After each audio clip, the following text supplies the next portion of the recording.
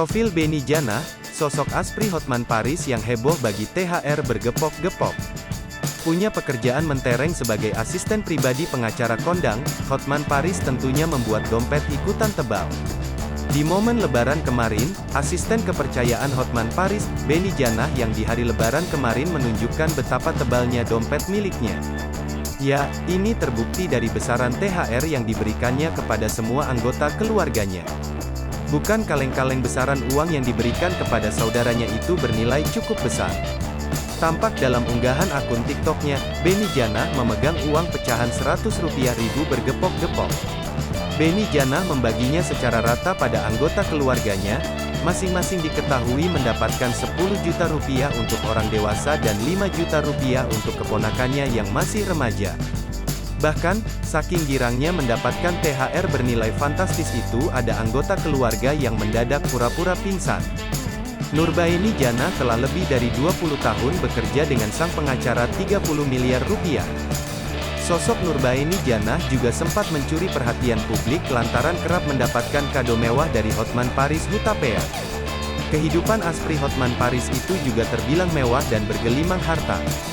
Hal itu tampak dari penampilannya yang selalu mengenakan barang-barang mewah nan mahal.